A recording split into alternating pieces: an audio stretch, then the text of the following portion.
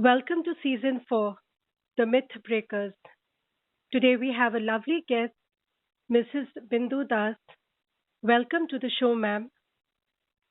Thank you so much, Hina. Thank you for having me. It's always a pleasure, and thank you for taking out time from your hectic schedule.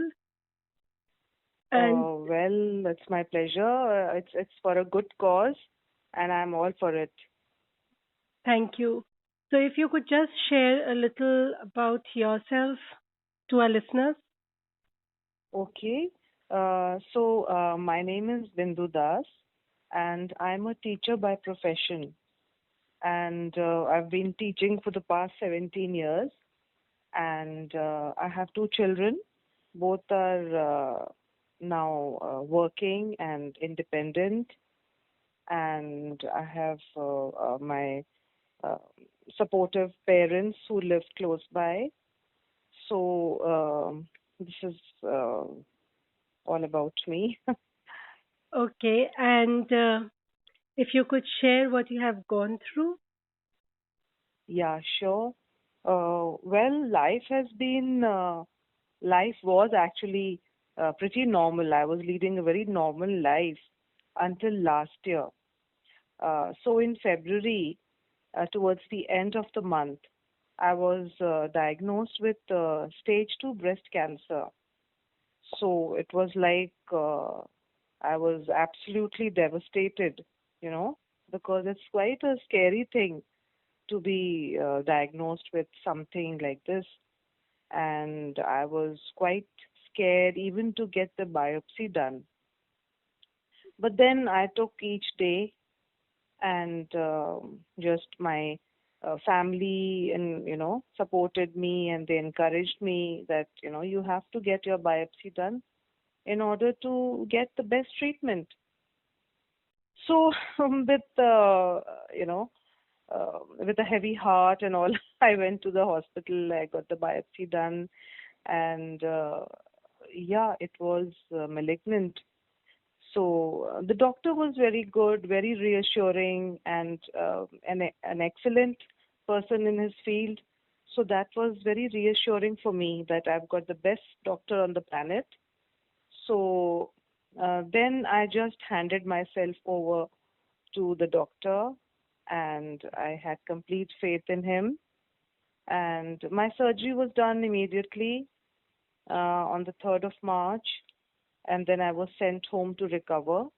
And then my chemotherapy started on the 21st of April, and which was a very difficult time because the entire country was going through a lockdown at that time. And then I was very worried whether my treatment would go on as planned or would there be delays. So there were these questions in my mind. But they were all put to rest because chemo patients were not stopped anywhere. And throughout the lockdown, my treatment went on so smoothly that even I was surprised. So, chemotherapy was tough. It actually, it usually is, because the after effects are such that it can, just leave you completely drained out and emotionally totally vulnerable and weak. But the support of my family, my mother, most important person was my mother, who supported me, encouraged me, and made me positive, and I could just lay my head on her shoulders and cry, and she would support me. Uh, so then the family also, of course, uh, there was a time that I was very, very negative, and I had completely broken down. And I thought that, that now I cannot go on through with this chemotherapy. But But I would they, I would just like to add right now, with the support of your family, More than that, the will that you had at that point of time, when you were diagnosed, you Hmm. went for it. That is like hats off. Thank you for sharing this Yeah, right now because, people should know that this is definitely a very, very tough thing. But nevertheless, the faith in the doctor that you had, the reassurance also from the doctor's side, both yeah, work yeah. together. Absolutely, and you must have the belief in you that you can go through this. Mm-hmm. That only you can have. Nobody else can do that for you. Okay. So then I used to read positive thoughts every day, and I also read a book by Rhonda Byrne's, The Secret, and which Okay. helped me a lot. And it talks about the power of positive thinking and how one can overcome obstacles by simply believing that all will be well. And I also turned to my faith and the power of prayer. That also gave me a lot of reassurance and peace, and that helped me to move on. And then every chemo session, I was actually, in spite of having, uh, after the chemo session, I used to be completely, down and out and ill. Yes, But because that is often seen. The patients yeah, who but I undergo. used to look forward to the next chemo session because I knew that I was on the road to recovery and I have to have the next session without fail. So I was looking forward to each and every step. Like from after my eight, I had my eight chemo cycles. Then after I had 25 sessions of radiotherapy, and after that I had six cycles of oral chemo.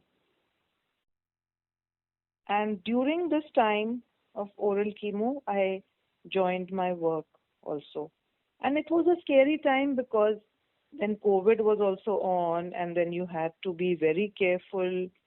So it has been quite difficult, and the people, your family members, don't want you to step out True. because of COVID, and then you have to protect yourself and everything. So it has taken the entire treatment has taken more than a year.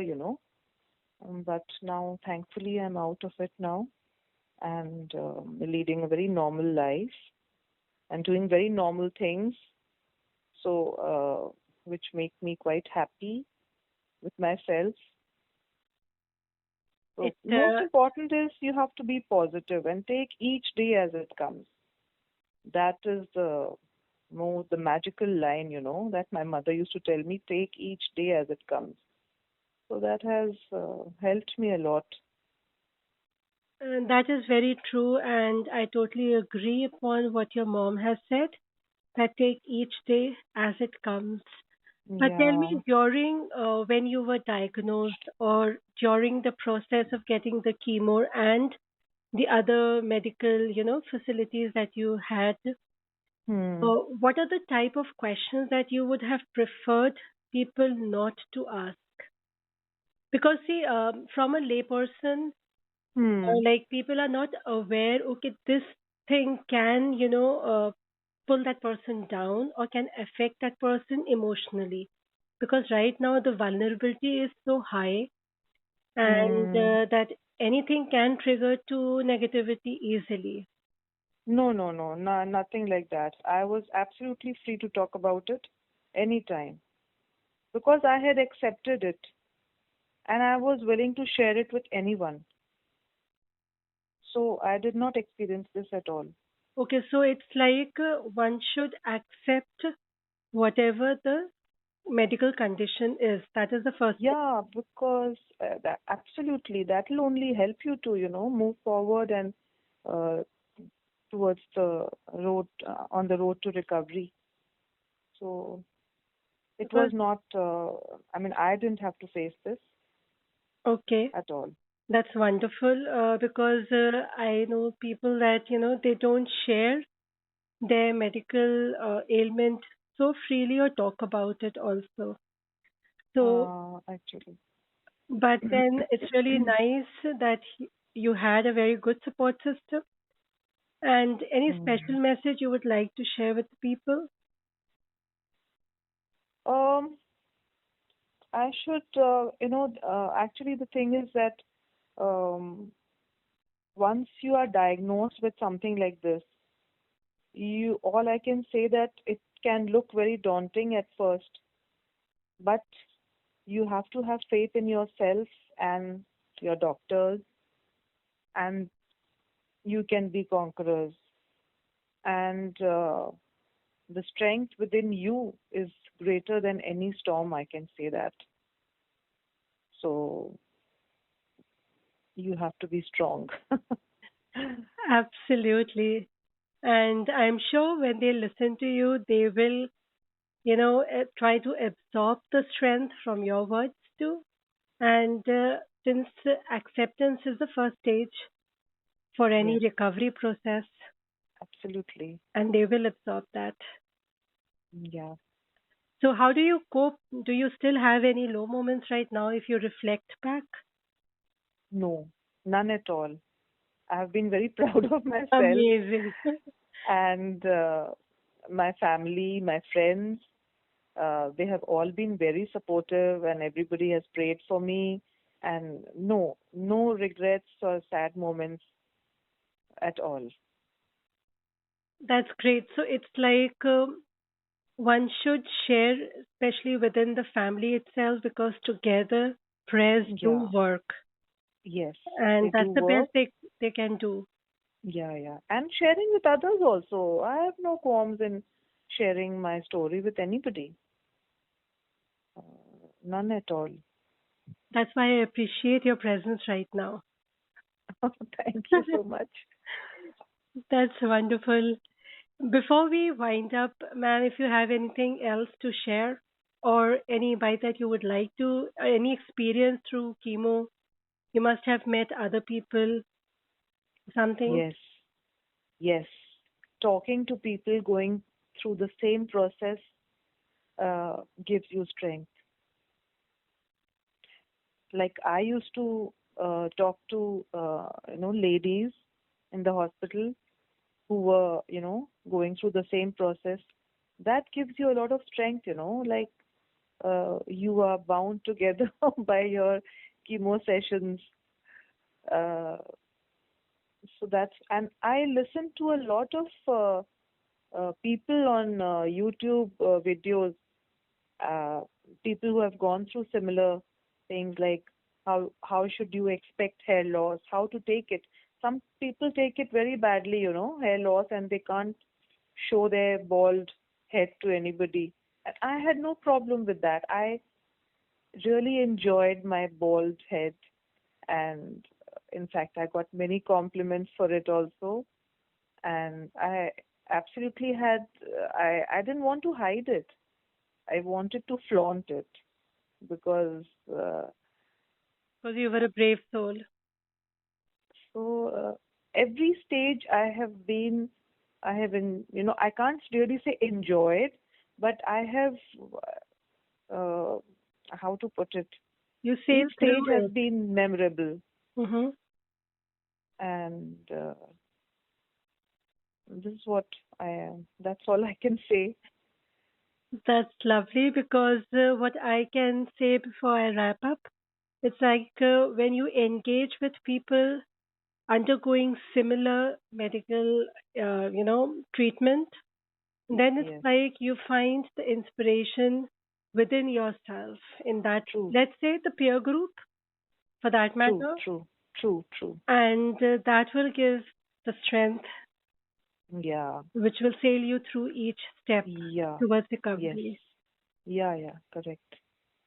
That's really amazing. And on my behalf and the listeners' behalf, I pray that you keep smiling and keep motivating everyone around and wish you all the best luck. Thank you so much. Thank you so much for having me. Thanks a lot, ma'am. See you Okay. Yeah. later. Take care. Okay. Bye bye. Bye. Bye. This was our second guest, Mrs. Bindu Das, a teacher by profession, but a warrior by heart. She grew up in a very protected and secured environment, and as a daughter of an army officer, we all can imagine what life she must have had. She got married at the young age of 21, lost her husband at a very young age of 31. At that time, she had two small kids to take care of, and so quickly she picked up a job.